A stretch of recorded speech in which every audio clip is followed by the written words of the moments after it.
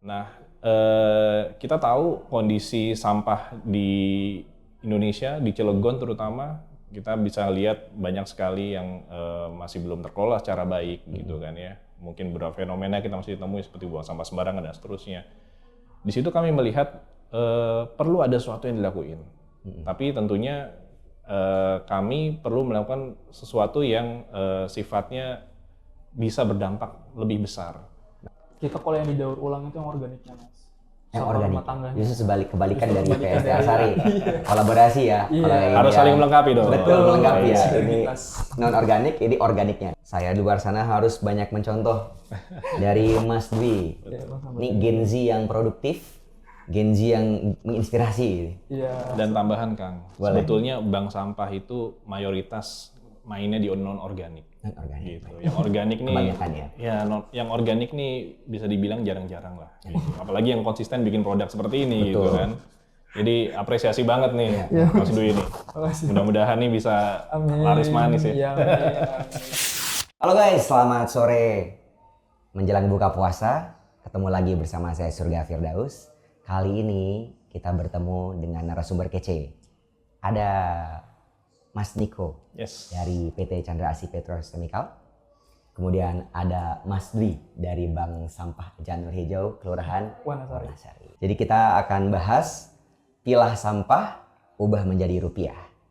Kali ini kita bahas dari point of view perusahaan dan dari keterlibatan masyarakat yang membangun bank sampah. Program ini adalah program PPAM namanya, penguatan peran aktif masyarakat di Kota Cilegon, yang memang program PPAM Kota Cilegon ini adalah bagian dari program ISWMP dari Kementerian PU.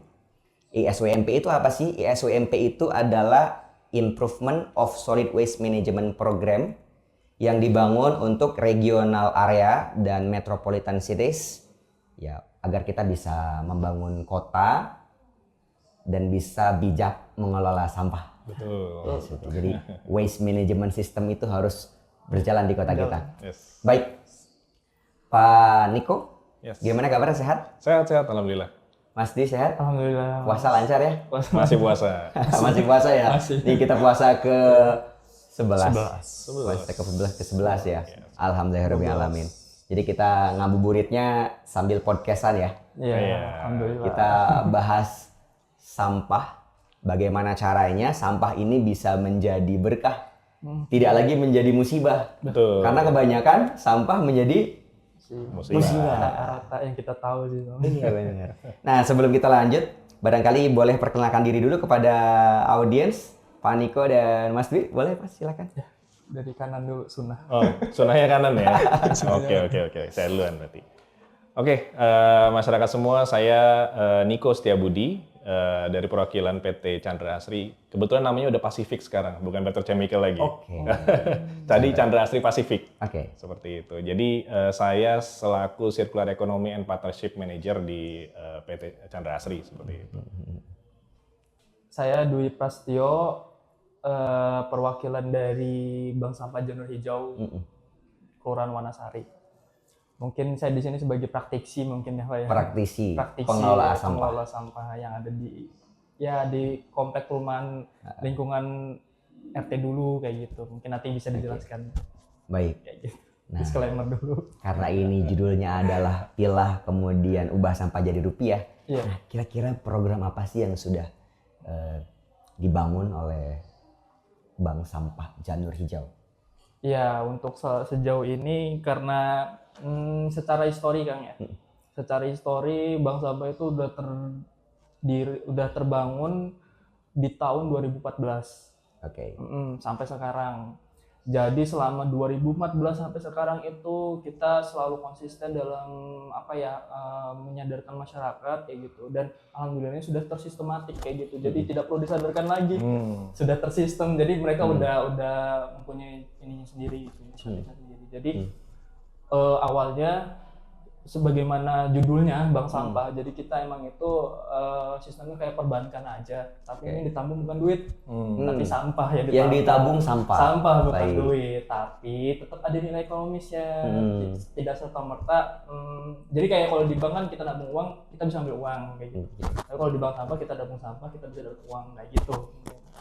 Itu salah satu program utama ya. Program utama dari bank sampah. Kemudian yang kita nggak bergerak di bidang non organiknya doang kayak gitu. Jadi kita itu bergerak di bidang organiknya juga supaya dua unsurnya apa, sampah yang organik dan non organik kita bisa ini gitu, bisa handle Kita bisa kelola ya dengan baik ya. Dengan baik. Gitu. Untuk non organiknya kita ada produk unggulan kompos. Kompos. Iya. Nah, itu kalau dari Bank Sampah Janur Hijau. Nah, kira-kira kalau dari PT CAP, Chandra Asri Pasifik ya, Pak ya? Pasifik, nah, betul. Udah bukan PT Semika lagi. Bukan PT Kira-kira Semika. apa yang sudah diperbuat oleh perusahaan? Mungkin perusahaan pasti punya corporate social responsibility apa ya? Iya, betul. Apakah kira-kira yang memang sudah diperbuat oleh perusahaan dalam rangka pengelolaan sampah, waste management? Oke, thank you Kang. Jadi Chandra Asri, kami sebagai mitra pertumbuhan Indonesia, tentunya kami coba untuk bisa memberikan dampak positif terhadap masyarakat dan juga lingkungan. Karena ini merupakan komitmen kami untuk menjalankan bisnis secara sustainable, secara berkelanjutan. Ya, memang salah satu bagiannya adalah bagaimana kita bisa memberikan dampak positif terhadap lingkungan dan juga masyarakat. Nah, kita tahu kondisi sampah di Indonesia, di Cilegon terutama, kita bisa lihat banyak sekali yang masih belum terkelola secara baik gitu kan ya. Mungkin beberapa fenomena kita masih ditemui seperti buang sampah sembarangan dan seterusnya. Di situ kami melihat perlu ada sesuatu yang dilakuin. Tapi tentunya kami perlu melakukan sesuatu yang sifatnya bisa berdampak lebih besar. Baik. Nah, kami melihat ini kelihatannya harus ada sesuatu yang diubah. Kalau sekarang kan pola kita setelah selesai pakai barang gitu ya, selesai makan ada bungkusnya segala macam, dibuang gitu kan. Nanti ada yang ngangkut, habis diangkut larinya ke TPA gitu. Nah bayangin, kita sehari make mungkin ada berapa kemasan, sebulan make berapa kemasan lagi gitu kan. Pasti akumulasinya banyak dong gitu. Nah lama-kelamaan kan nggak mungkin kita ngandelin TPA doang. Tapi di sisi lain kita tetap butuh hidup kan. Betul. Butuh makan gitu kan, butuh beraktivitas. Nggak mungkin lah kita diem aja di rumah nggak apa-ngapain gitu kan. Nah oleh karena itu kita harus melihat kayaknya nih konsep yang berjalan sekarang kayaknya udah nggak relevan. Udah nggak mungkin kita ngandelin TPA. Mau berapa banyak bagendung-bagendung yang sama kita ciptain gitu. Baik. Ya kan. Itu kita baru bicara masalah lahan yang kepake, belum lagi bicara masalah lingkungannya. Betul. Gitu kan. Ada emisi yang timbul dari TPA, belum lagi masyarakat di sana gitu kan. Kita nggak tahu kesehatannya seperti apa di sana gitu. Dampaknya pasti ada. Oleh karena itu kita harus melihat sistem yang baru, dan kami percaya dengan konsep circular economy bisa menjadi solusi untuk persampahan kita.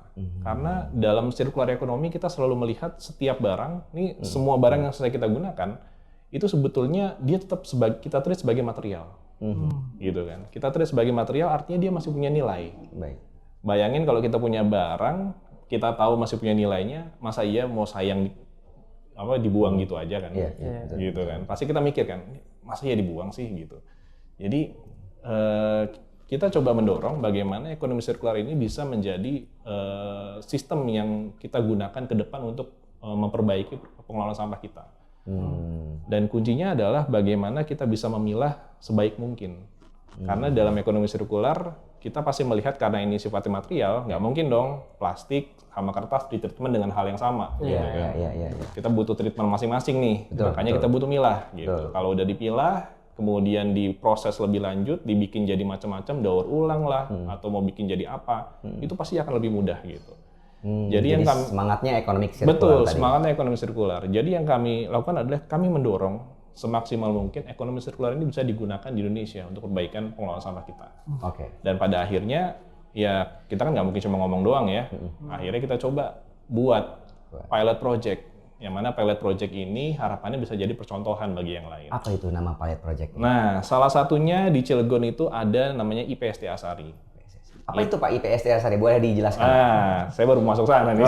Udah ditanya duluan ternyata sama Bang Daus.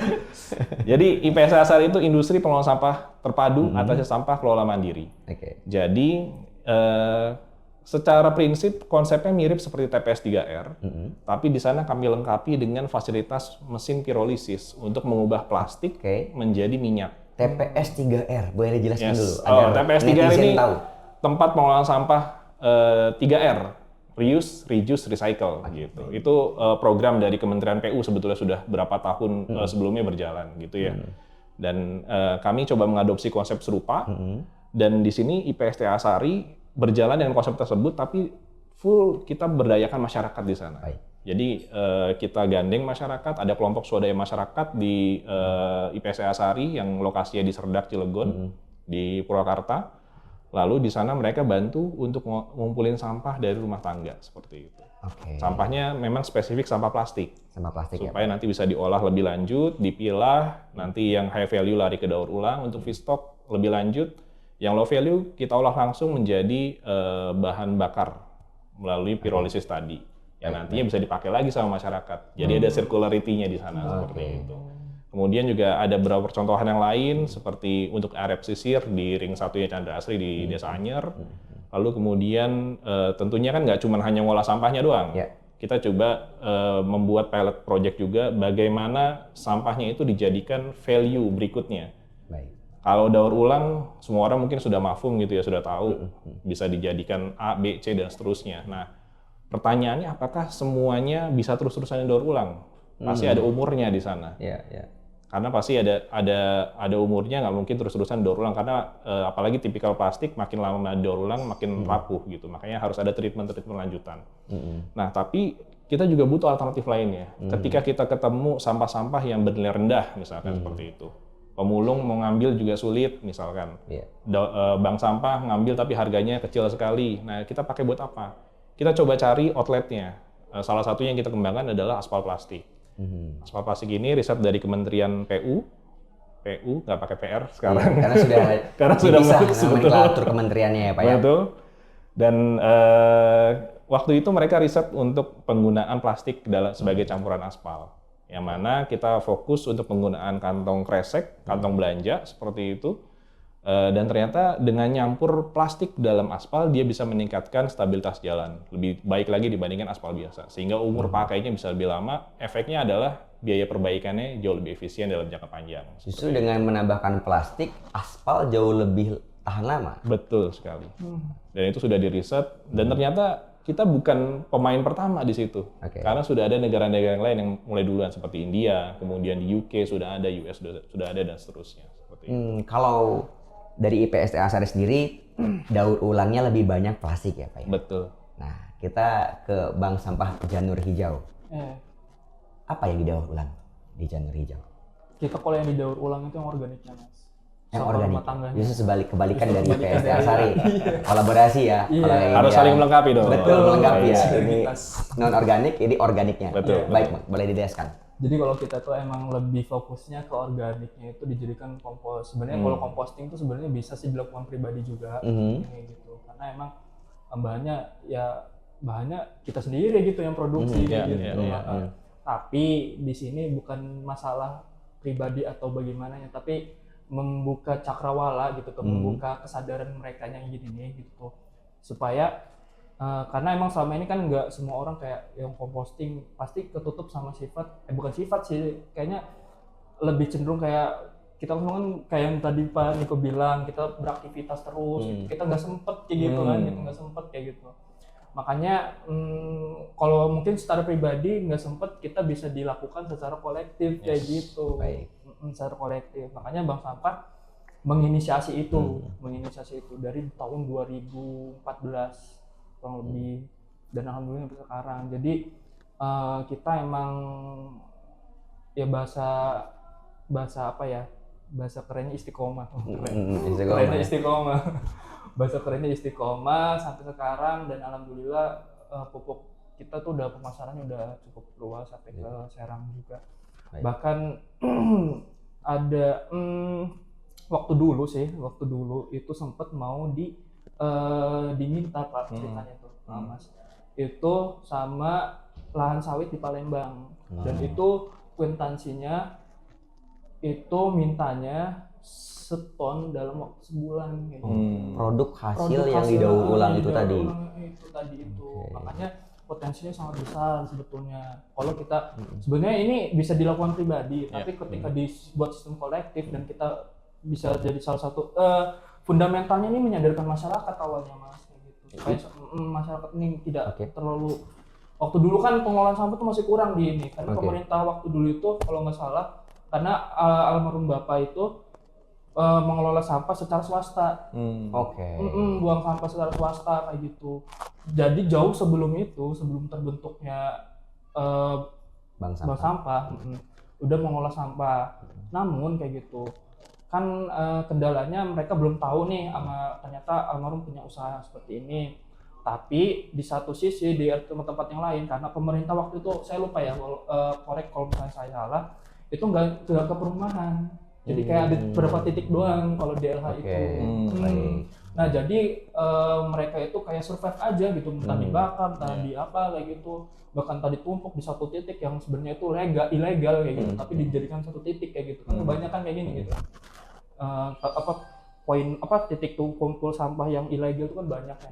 Makanya waktu dulu almarhum menginisiasi, kayaknya ini kebanyakan juga sampahnya sampah rumah tangga kayak gitu. Kebanyakan sampah rumah tangga karena rata-rata non organik sudah dilowak kayak gitu. Nah, produknya apa yang sudah di launching dari Bank Sampah Janur Hijau? Sudah di launching dari tahun 2014 itu pupuk padatnya, tapi pupuk padatnya tadinya mau saya bawa, tapi itu kita belum restock kembali karena alhamdulillah setiap restock itu cepat terjual. Luar biasa. Cepat sold out kayak gitu. Bahkan di lingkungan sendiri itu nunggu kapan restock lagi. Tapi saya bawa pupuk yang cairnya ini Mas. Iya, pupuk cairnya. Ini evolusi dari pupuk padat tadi. Bank Sampah Janur Hijau, pupuk cair organik. Betul. Ini evolusi dari pupuk padat yang tadi. Jadi ketika pupuk kita nggak bisa main di ranah pupuk padat aja kayak gitu, karena ternyata ada kecenderungan kalau sampah organik dibuat composting itu memakan waktu cukup ini kayak gitu kan. Tidak volumenya itu tidak banyak kayak gitu. Tapi kalau untuk pupuk cair itu volumenya bisa lebih tinggi gitu. Pas kita nyerap pupuk organik sampah organiknya itu. Keren sih Mas, keren ini. Jadi teman-teman saya di luar sana harus banyak mencontoh dari Mas Dwi. Ini Gen Z yang produktif, Gen Z yang menginspirasi. Dan tambahan Kang, sebetulnya bank sampah itu mayoritas mainnya di non organik. Gitu. Yang organik nih, yang organik nih bisa dibilang jarang-jarang lah. Gitu. Apalagi yang konsisten bikin produk seperti ini gitu kan. Jadi apresiasi banget nih Mas Dwi ini. Mudah-mudahan nih bisa laris manis ya. Nah, karena ini sudah ada produknya, harus dipasarkan. Betul. Agar punya nilai rupiah gitu kan. Biar bagaimana memasarkan? Kita kecapai gitu kan, kita bikin produk untuk supaya untuk di ini. Agar menginspirasi para netizen untuk bisa mengolah sampah menjadi rupiah. Boleh dijelaskan ini bagaimana memasarkannya? Jadi kalau selama ini, jadi kan bank sampah itu kan tidak terdiri dari satu orang, Mas ya. Jadi ya kan itu elemen masyarakat. Jadi elemen masyarakat beberapa kepala lah gitu. Dari beberapa kepala itu mereka punya aktivitas masing dan pekerjaannya masing-masing kayak gitu. Kayak ada yang di Suralaya kerjanya, ada yang kepala sekolah, ada yang benar-benar emang aktivis, ada yang di pemerintahan, akademisi, pabrik dan sebagainya macamnya. Jadi kita emang dari anggota-anggotanya itu kita promosinya ya ke tempat kita masing-masing. Dan selama ini gitu pupuk padat, pupuk cair itu pasar kita kayak misalnya mencakup kepala sekolah nih, kan lingkungannya area akademisi gitu, pendidikan kayak sekolah-sekolah, dan alhamdulillahnya kita kalau dari sekolah selalu rutin kayak gitu. Misalnya dari lingkungan kita dari S11, alhamdulillahnya S11 itu ketika ada bahan percontohan nih, ketika murid-muridnya pengen, kira-kira alhamdulillah di ring satunya Janur Hijau gitu, SMP 11 itu dia sudah bisa mengolah sampah sendiri kayak gitu. Ada nilai yang bisa dicontoh kayak gitu, nilai baik yang bisa dicontoh sama SMB-nya. Jadi ketika pengen pupuk, pasar kita udah jelas ada gitu, sekolahan, pemerintah, kalau pemerintah saya belum ini ya, tapi DLH kayaknya waktu itu sempat ini juga sih memasarkan juga. Sampai yang paling besar itu di Suralaya. Jadi di Suralaya itu ketika ada ada bikin plan baru, itu kan ada ekopark tuh ya. Ruang hijau berarti ya? Jadi buat penghijauan di sana menggunakan produk janur hijau ini. Baik. Ya. Nah ini kan pastinya melibatkan masyarakat ya untuk mengumpulkan sampahnya ke Betul. TPS 3R tadi atau yang dengan branding IPST Asari, kemudian ada Bank Sampah Janur Hijau. Nah keterlibatan masyarakat itu seperti apa dan bagaimana cara mereka mengumpulkannya? Apakah misalkan kalau kita ke sekolah kita ada kartu SPP, kemudian ketika kita nyetor, oh nyetornya 2 kilo misalnya. Bagaimana sistem dari IPST Asari sendiri? Kalau kami di IPST Asari memang sejak awal kami menggandeng masyarakat lokal sendiri di tempat IPST Asari tersebut. Ada satu kelompok swadaya masyarakat namanya Sehati Maju Bersama. Oke. Jadi di sana ada satu kepala yang dia menghandle beberapa masyarakat untuk terlibat dalam operasional di IPST Asari. Jadi mulai dari pengangkutan, pemilahan, sampai pengolahan, itu semua dikerjakan oleh masyarakat lokal di setempat di IPST Asari. Lalu sistemnya memang setiap hari itu ada jadwalnya dari petugas di IPST Asari, mereka akan keliling menggunakan cator seperti itu ya. Lalu mereka ambil sampah plastik dari rumah tangga dan nanti feedbacknya itu berupa dari minyak pirolisisnya yang dihasilkan dari IPST Asari. Baik. Karena di situ nanti biasa dipakai tuh buat kebutuhan sehari-hari seperti itu. Jadi sistem yang dikembangkan demikian dan memang sedikit banyaknya tentu akan membantu juga di masyarakat setempat. Karena daripada sampahnya tidak terkelola gitu kan, nggak diangkut secara rutin, ya mending ada yang ngambil nih udah jelas gitu ya. Baik. Seperti itu Kang. Jadi ditukarnya menjadi Minyak pirolisis, betul. yang mereka bisa gunakan untuk kebutuhan sehari-hari di rumah. Betul. Nah, minyak pirolisis itu sendiri apa sih, boleh dijelaskan, Pak? Minyak pirolisis ini sebetulnya dia proses pengolahan sampah plastik menjadi bahan bakar. Bahan bakar. Jadi prosesnya itu kurang lebih dia dipanaskan dalam temperatur tertentu, lalu kemudian dia akan balik lagi nih. Kalau plastik kan kita tahu dari minyak bumi ya. Minyak bumi, awalnya dari minyak, kemudian diproses melalui polimerisasi dan seterusnya hingga akhirnya jadi plastik. Nah, prinsipnya kita balikin lagi sebetulnya si pirolisis ini. Kita balikin lagi jadi minyak lagi gitu. Nah, yang dihasilkan dia setara dengan solar dan minyak tanah. Nah, solarnya ini dia bisa dipakai untuk kendaraan karena secara angka, kalau solar itu istilahnya setan number. Kalau kan kita sekarang lagi hot masalah ROM gitu ya. Nah kalau di solar nih istilahnya setan number gitu ya. Nah setan numbernya dia di atas dari SNI untuk solar biasa gitu. Kita udah cek beberapa kali ke Lemigas, hasilnya proven seperti itu. Jadi sudah terstandarisasi ya Pak di IPST Asari ini. Yes, jadi kita sudah meng-compare dengan SNI untuk solarnya itu sendiri. Jadi dia bisa dipakai mulai dari kebutuhan dasar kayak misalkan mungkin buat genset atau mungkin kendaraan-kendaraan seperti alat berat gitu ya. Bahkan sampai kendaraan-kendaraan seperti mobil biasa pribadi itu bisa seperti itu. Tapi memang kami mengantisipasi karena ini dari sampah gitu kan. Tentunya kita tahu kualitasnya pasti nggak akan konsisten tidak akan sebaik BBM biasa gitu. Makanya kita campur. Jadi biasanya kita kasih perbandingan 30 banding 70. Jadi si minyak pirolisis 30, sisanya 70% dari solar biasa seperti itu. Dan itu bahkan sudah kami uji coba untuk digunakan di kendaraan truk kami di operasional Chandra Asri. Jadi beberapa customer kami itu sebetulnya secara mereka tidak sadar menerima barang yang menggunakan truknya itu menggunakan bahan bakar dari minyak pirolisis sebetulnya. Seperti itu. Nanti kalau buat minyak tanahnya sendiri ini juga bisa dimanfaatkan mulai dari rumah tangga yang sederhana seperti bantu memasak. Walaupun memang sekarang sudah LPG kan, pakai LPG untuk memasak, tapi ternyata kami menemukan banyak masyarakat kita yang masih kesulitan untuk membeli LPG seperti itu kan. Jadi kami coba pinjamkan kompor minyak. Kompor minyak ini dibuat dari UMKM Cilegon juga. Lalu mereka bisa manfaatin si minyak tanahnya ini buat memasak sehari-hari gitu. Dan nanti feedbacknya ya tentu mereka akan ngumpulin sampah lagi. Dan dia akan balikin lagi masuk jadi feedstock pirolisis lagi. Nah itu terus bergulir, termasuk juga untuk membantu UMKM di Cilegon seperti itu. Dalam beberapa tahun terakhir kami ada kerjasama juga dengan Dinas Perindustrian Kota Cilegon. Jadi sudah ada beberapa industri kecil menengah yang kami support dengan penggunaan minyak pirolisis ini. Seperti itu. Nah IPSTA Sari sendiri berlokasi di mana Pak? Lokasinya di Serdak, Purwakarta sini. Serdak, Kecamatan Purwakarta, Kota Cilegon. Kota Cilegon. Kenapa pemilihannya di Kecamatan Purwakarta? Kenapa tidak di Kecamatan Ciwandan sebagai mungkin ring satunya dari Chandra Astri? Jadi kebetulan waktu awal kami mendesain si IPSTA Sari ini, ya tentunya kami mencari beberapa tempat ya.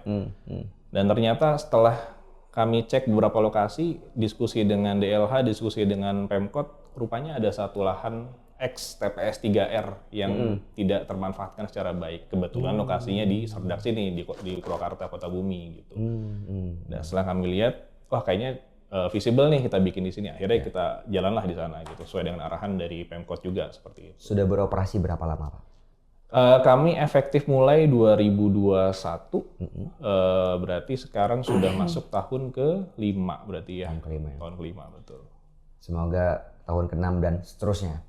Amin. Agar tidak jadi program yang hanya euforia semata saja. Iya dong. Nah kalau dari Bank Sampah Janur Hijau sendiri, Mas Dwi, keterlibatan masyarakat seperti apa dan bagaimana cara mereka menyetorkan sampahnya?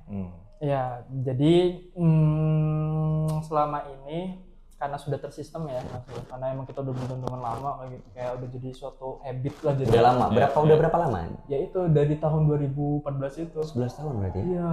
Okay. Malah sudah menjadi habit kayak gitu. Jadi ya kita emang sistemnya masih pakai WA sih kalau untuk misalnya jadwalnya. Jadi kalau untuk penimbangan itu, mau baik penimbangan ataupun pengumpulan sampah organiknya, itu emang entah 2 minggu sekali atau 3 minggu sekali kayak gitu. Karena di satu sisi emang kita namanya kolektif ya bank sampah ya, jadi emang orang-orangnya kan sebenarnya beraktivitas kayak gitu. Mata pencariannya kan sebenarnya bukan mata pencarian utama itu, jadi itu kan emang program masyarakat saja kayak gitu. Tapi emang di satu sisi masyarakat itu jadinya benar-benar kayak teredukasi mas. Pak. Jadi kayak kan kalau misalnya yang misalnya bahasanya efektif itu kita yang jemput, tapi ternyata tidak. Ketika masyarakat datang sendiri ke tempat yang mau dituju untuk kayak mengirimkan sampahnya gitu ke bank sampah, itu secara tidak langsung kita sudah membangkitkan inisiatif yang tinggi kayak gitu. Betul. Membangun inisiatif yang tinggi, terus kemudian mereka juga ketika sudah di tempat pasti bahasanya sekitar ruang lingkup aja, jadi kita mengedukasinya tidak usah ribet lagi gitu. Kita ketika sudah di tempat, edukasi akan berjalan dengan sendirinya. Jadi secara tidak langsung masyarakat Kelurahan Warnasari sudah mulai bijak mengelola sampah. Mulai dari rumah. Nah, karena ada quote bilang seperti ini. Betul. Kalau kita ingin mengelola negara dengan baik, kita harus mulai mengelola rumah. Harus memulainya dari mengelola rumah dengan baik. Betul. Seperti itu ya. Betul. Setuju. Jadi itu yang harus ditularkan. Betul. Semoga program ini yang dibangun oleh Bank Sampah Janur Hijau bisa ditularkan ke daerah-daerah lain. Karena di Cilegon ada 43 kelurahan kalau tidak salah. Iya, kurang lebih. Semoga ada 43 bank sampah gitu yang seperti Janur Hijau. Sebetulnya kalau bank sampah kayaknya sudah banyak. Sudah banyak? Banyak sih kalau bank sampah. Bedanya apa Bank Sampah Janur Hijau dengan yang lain? Atau mungkin bedanya Bank Sampah Janur Hijau dengan IPSTA Sari sendiri ya? Apa bedanya? Udah jadi malu mas. Jadi sebenarnya bukan melebih-lebihkan ya. Agar mungkin yang lain bisa belajar. Bukan melebih-lebihkan. Cuman Bank Sampah Janur Hijau ini selalu jadi sorotan ceritanya gitu Pak. Bahkan punten dari Kapolres pun sempat melirik kayak gitu untuk pengelolaan segala macem jauh-jauh dari. Tapi kita juga tidak bisa seperti itu tanpa bantuan dari beberapa pihak kayak gitu. Ada dari teman-teman dari vendor, bahkan dari CSR juga sudah masuk Pak ceritanya kayak gitu. Dari CSR itu udah ada beberapa yang masuk ke kami untuk ya itu mendevelop bank sampah ini, dan alhamdulillah akhirnya ya jadi sorotan gitu, jadi sorotan selama ini. Jadi yang salah satu produk unggulannya sampai saat ini tetap disorot dan jadi apa ya?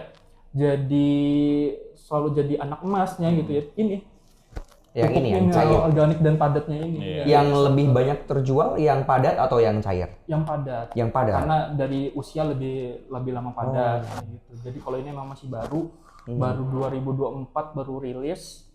Jadi kita emang ya lagi survive sih untuk penjualan ini. Tapi kita dari penjualan pupuk padat itu pasti kita selalu berbarengan ngejualnya dengan pupuk cair. Jadi meskipun kegunaannya sama, sebenarnya sifatnya beda sih ya.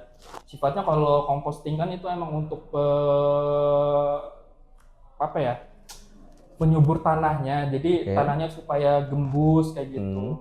Dari kesehatan tanahnya sendiri. Tapi kalau ini untuk langsung ke media ininya tumbuhannya. Jadi kita bisa langsung ke implementasi ke tumbuhan. Jadi ini bisa langsung dituangkan ke si tumbuhan atau harus dicampur dulu dengan air? Campur dengan air sih. Dari secara itu. Diencerin dulu ya. Diencerin dulu. Oke. Menarik. Kayaknya justru nutrisinya di sini ya. Nutrisinya di sini gitu. Iya. Tapi ini tidak boleh diminum untuk buka puasa ya guys? Jangan. Tapi manis kok. Wah, serius. Pernah nyoba? Soalnya jadi manisnya itu kita kasih ya ada beberapa unsur glukosanya supaya pemakan bakterinya. Tanaman subur juga ya? Iya, untuk menghidupi bakteri yang ada di sini. Jadi tumbuhan juga sama seperti manusia, butuh gula ya? Butuh gula. Butuh gula. Nah, artinya kalau saya dengar tadi pupuk yang padatnya itu ya Pak ya sudah terjual banyak. Betul. Artinya kekurangan sampah dalam tanda kutip. Iya, jadi gitu kan? kurang lebih.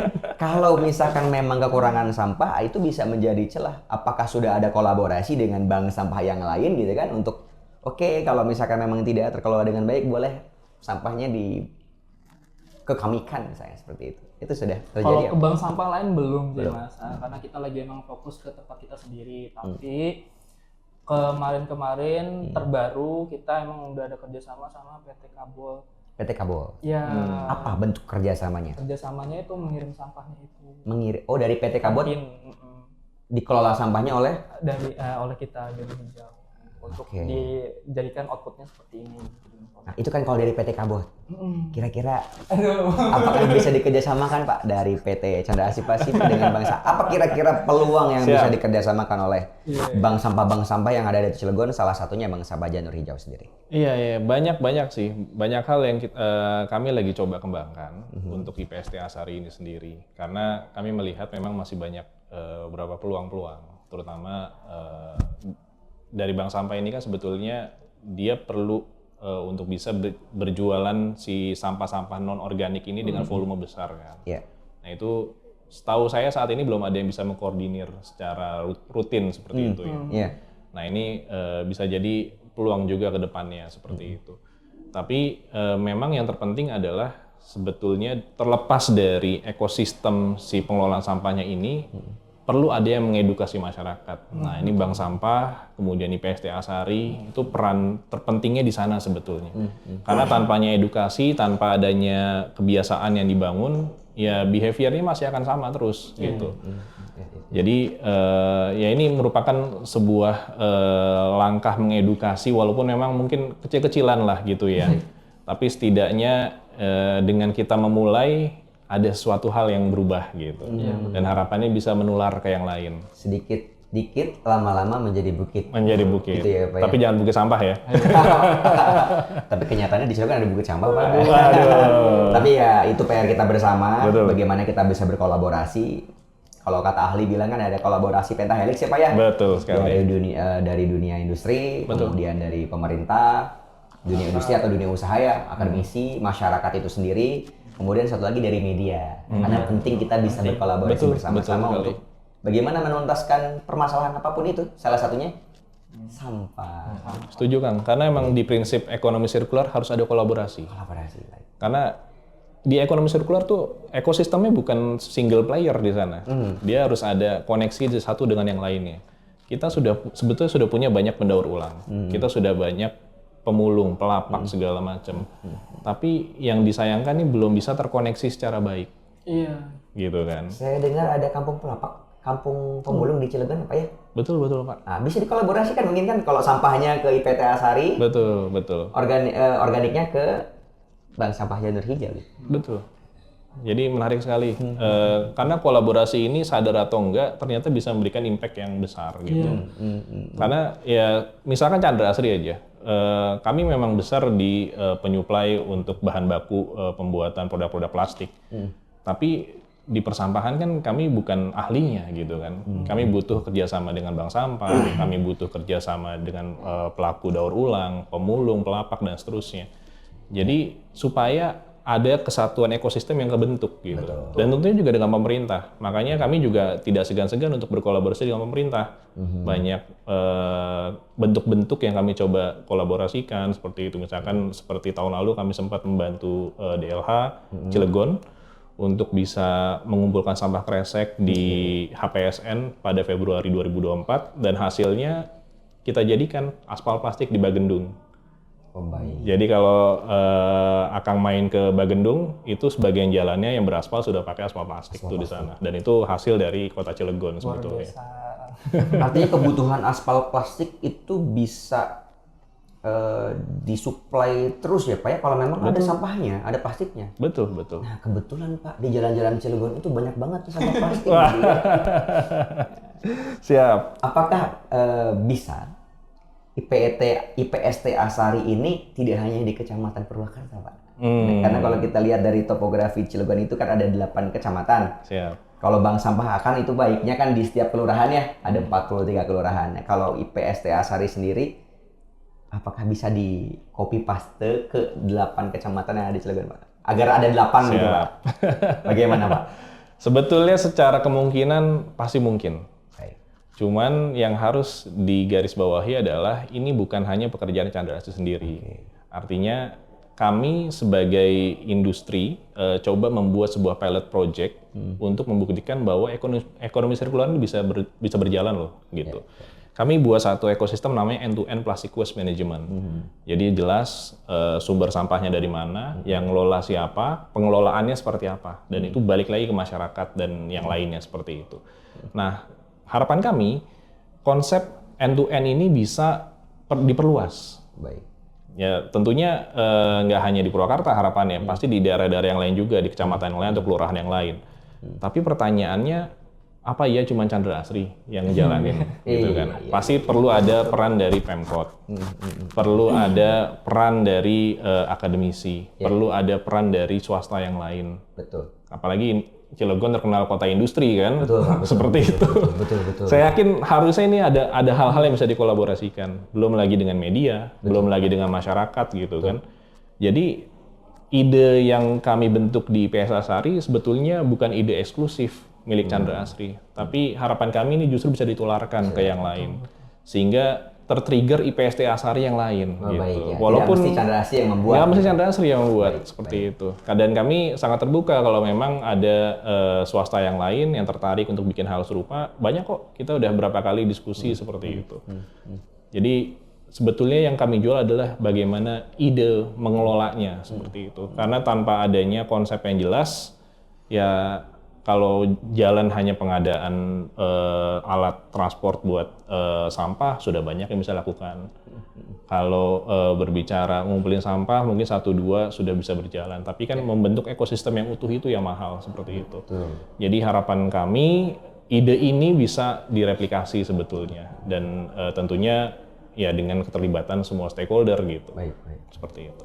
Nah, apa yang kita bicarakan ini kan sebetulnya tidak akan bisa menjadi apa-apa tanpa dukungan masyarakat ya. Betul. Terlebih masyarakat Indonesia mungkin masih banyak yang belum teredukasi bagaimana caranya mereka bisa bijak untuk mengelola sampah. Beda dengan misalkan masyarakat luar negeri yang mereka justru dengan sadar bahwa dengan bangga mengumpulkan sampah, kemudian ada semacam apa istilahnya? Kotak untuk menukarkan sampah, kemudian ada vending machine. Iya. Iya. Di Indonesia yang belum ada Pak ya. Sudah ada. Jadi perusahaan juga udah Pak ya kayak betul. Oke. Kami kenal persis ada swasta yang startup lah hitungannya ya. Dia memang menjalankan vending machine gitu. Baik.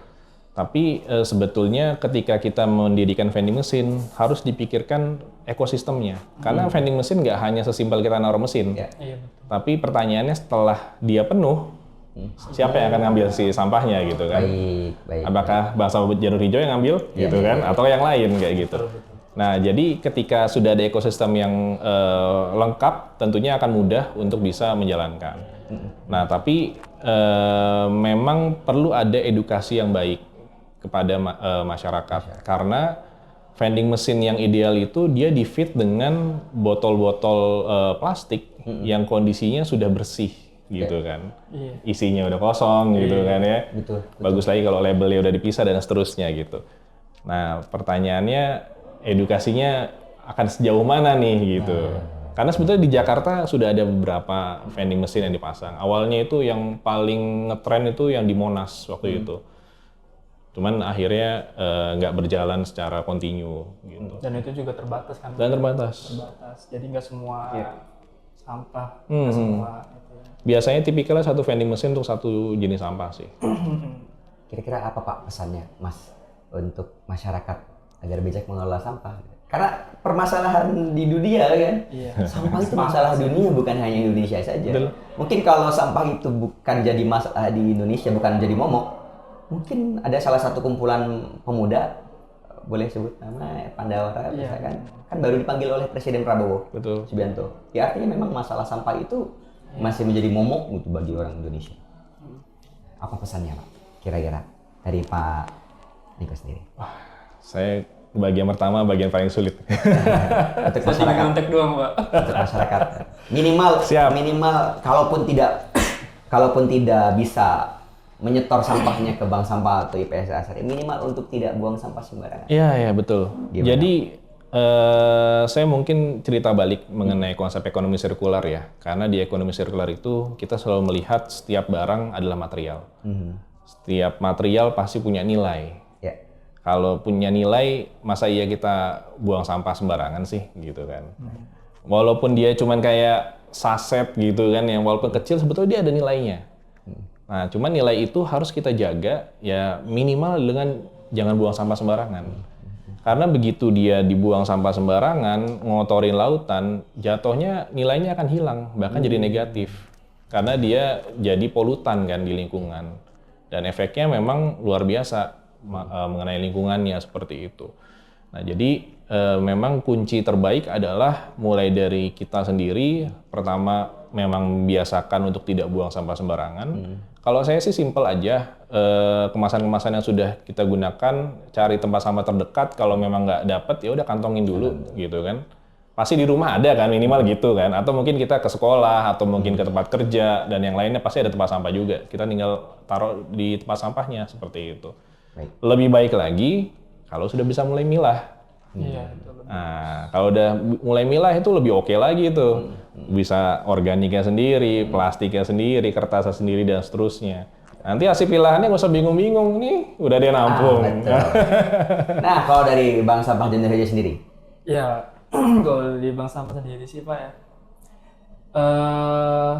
Sebenarnya ya baik lagi ke tema yang kita lagi bahas ini gitu. Menyadarkannya melalui ekonomi. Betul. Menyadarkannya melalui ekonomi. Baik. Tapi kalau memang sampai saat ini masih belum ini, mungkin ekosistem pertanian kali Pak ya belum cukup, belum masif kayak gitu Pak. Karena emang kita ini di Cilegon ini belum terpusat gitu tuh Pak. Masih kayak berupa ya plot-plot aja gitu tuh. Belum kayak satu induk, ada induk, ini benar-benar induk mewakili suatu Cilegon itu belum ada. Jadi emang ya harapannya sih mungkin kalau udah ada induk kayak gitu, udah ada yang masif besar untuk pengelolaannya, mungkin cakupannya juga bakal lebih luas dan masyarakat akan mulai terbiasa gitu. Mungkin dari percontohan misalnya dari Bank Sampah Janur Hijau yang masyarakatnya sendiri yang RT 5 RW 6 ini udah mulai melek lah gitu, udah mulai inisiatif. Nah ini dibawa ke induk dan supaya diterapkan ke sekota Cilegon. Itu harapannya seperti itu yang tadi Mas bilang itu di kopi kayak gitu. Dan jangan lupa juga peran kita sebagai individu itu penting untuk menginfluence yang lain. Iya betul, dari kitanya sendiri sih Pak. Seperti Akang nih salah satu contoh nih menginfluence masyarakat Cilegon yang lain nih. Karena kalau nggak ada menginfluence satu sama lain, ya jalannya masing-masing aja. Saya sendiri cuma tahu cara milah sampah, tapi mungkin yang lain nggak tahu. Makanya perlu ditularkan yang lain. Kita cerita, kita sharing, kita contohin dan seterusnya gitu. Seperti itu. Baik, begitu guys. Semoga teman-teman yang menonton pada hari ini bisa mendapatkan banyak pelajaran, kemudian wawasan terkait apa yang dibahas kita tadi. Bagaimana caranya kita bisa memilah sampah, kemudian mengubahnya menjadi nilai rupiah. Dan kami juga berpesan agar kita memulainya dari diri kita sendiri. Karena mengelola sampah juga adalah sebagian dari iman. An-nadzafatu minal iman. Masya Allah. Kebersihan adalah sebagian dari iman. Artinya kalau orang yang buang sampah sembarangan, itu imannya dipertanyakan. Itu aja mungkin. Guys, tapi sebelum kita tutup, kita ada games dulu. Oke, siap. Sebelum kita menuju buka puasa. Apa tuh gamenya? Yang kalah nggak dapat tajil ya? Buka puasanya nanti ya, pas sahur ya. Waduh. Yang kalah puasa lagi. Siap. Oke, kita ada games, yaitu tebak kata. Oke. Kita ada 8 kata yang harus ditebak. Bukan yang bawah kan? Oke, kita mulai dari panitia dulu. Orang rebutan aja ya, oke. Kita rebutan aja guys. Oke. Oke. Lampu. Lampu. Betul lampu. Oke. Tepuk tangan. Masih belum panas sih, masih belum panas sih. Skornya 1-0. Saya terancam nggak dapat tajil soalnya. Oke. Next. 1. Wow. Aduh, jangan. Ini hadiahnya kayaknya. Oke. Aduh. Hadiahnya ini. Silakan.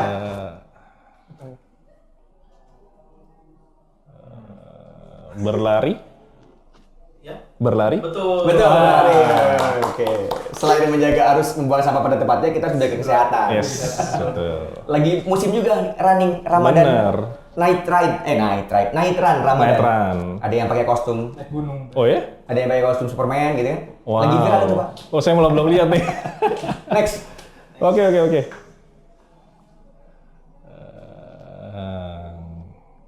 Waduh. Apa nih? Ayo.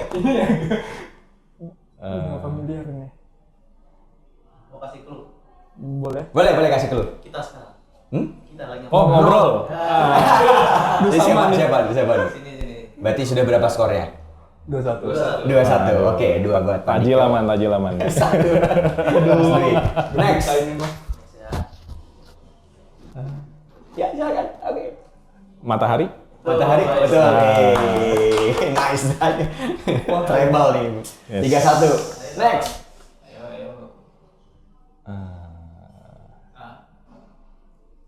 Come on.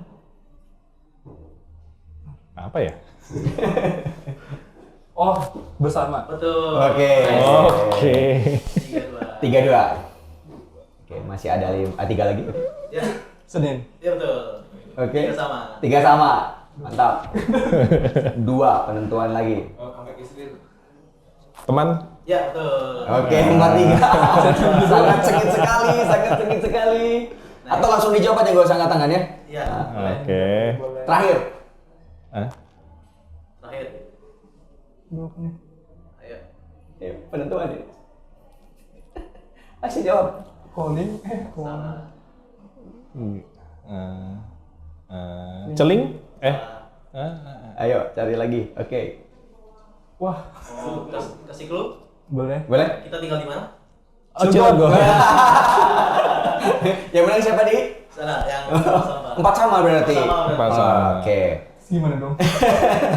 Dibagi rata. Jadi kita tetap bisa buka bersama. Wah. Tujuannya buka bersama. Soalnya kalau misalkan nanti ada yang menang ada yang kalah nggak bisa buka bersama, Pak. Waduh, Jadi, bisa banget.